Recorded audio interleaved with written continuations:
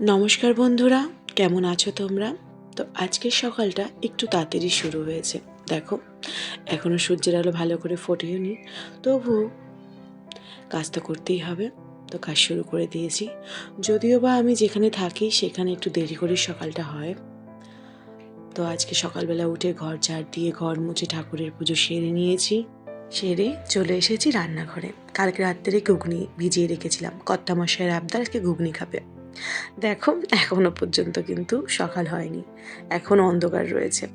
যাই হোক, ঘুগনির জন্য আদা, একটু মটরশুঁটি আর একটু টমেটো আমি কেটে নিয়েছি। দেখো, সুন্দর করে সব একদম কেটে নিয়েছি। আর লাস্টে একটু ধনেপাতাও তুলে নিয়েছি। আমার এখানে খেতেই ধনেপাতা হয়েছে, লাগিয়েছি। যাই হোক, কড়াই আলু, টমেটো, আদা, হলুদ, লবণ দিয়ে মশলাটাকে ভালো করে কষিয়ে নিয়েছি। কষিয়ে নিয়ে দিয়ে দিয়েছি মটরশুঁটি দিয়ে দিয়েছি সেদ্ধ করে রাখা মটর। আমার ঘুগনিটা আগাগোড়াই খুব ভালো লাগে, বানাতেও ভালোবাসি, খেতেও ভালোবাসি। যাই হোক, লাস্টে নামানোর আগে একটু ধনেপাতা, ঘি আর একটু গরম মশলা দিয়ে নামিয়ে নিয়েছি। আর বানিয়েছিলাম মটরশুঁটির পরোটা। মটরশুঁটির পরোটা বানাতে গিয়ে আমি না মটরটাকে আলাদা করে সেদ্ধ করে পুর তৈরি করি না, আমি একবারে আটার মধ্যেই দিয়ে দিই, একবারে হয়ে যায়। আমার বরের এটা খুব ভালো লাগে।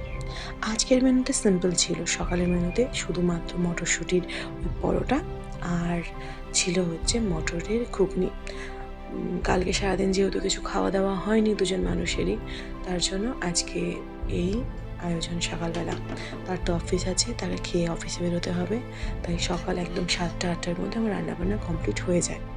সেই কারণে আমাকে সকাল সকাল সমস্ত কিছু তৈরি করে দিতে হয় তাকে। যাই হোক, আজকে ঘুগনি আর পরোটার সঙ্গে ছিল বাড়িতে বানানো খাজা।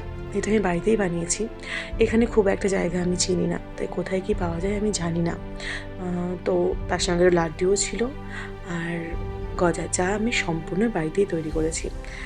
আর এই ছিল আজকের মেনু। কেমন লাগলো আমার ভিডিওটা অবশ্যই জানাবেন, কমেন্টে জানাবেন।